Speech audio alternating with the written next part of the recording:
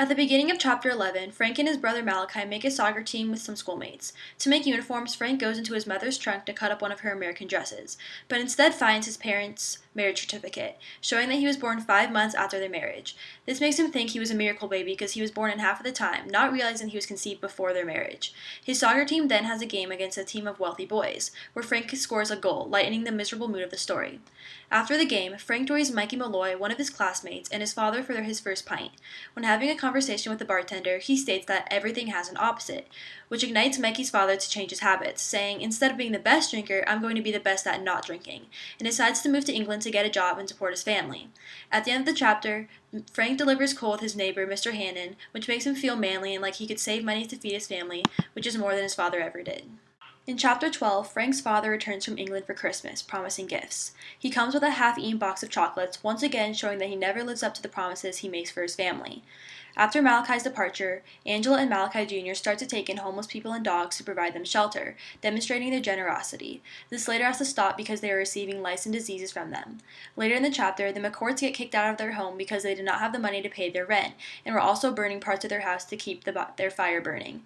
They move into their Uncle Lamont Griffin's cottage, where Frank becomes interested in reading, which carries on into chapter 13. Frank's interest in literature continues. Mr. O'Halloran at Leamy School sees potential in him and sends him to the Christian Brothers, where he is denied because of his poor appearance. Later, Frank wants to join a biking trip with his school and asks Lamont if he can borrow his bike.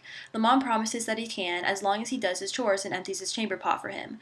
Frank forgets to do this one time, and Lamont physically abuses him, resulting in Frank running away to stay with his Uncle Pat, who he calls the Abbot. Michael, Frank's brother, visits him at the Abbot's house, begging him to come back, but he won't, so Michael eventually leaves him alone. Frank starts to become very hungry, so he starts stealing bread and lemonade from shops and the porches of wealthier people, which continues for the rest of the book. Frank then gets a job delivering telegrams. To look presentable, he washes his clothes. Since his clothes were still wet, he wears his dead grandmother's dress to bed to stay warm, but is caught and ridiculed by his Aunt Aggie, Uncle Pa, and the neighbors. Frank starts his new job delivering telegrams. One person he delivers to is Mrs. Clohessy, his schoolmate Patty's mother. She tells him that Patty and his father are working in England and sending money back, making Frank envious. He continues to do his job and comes to the conclusion that poor people are much more considerate of the work of others than wealthy people because he receives tips from them.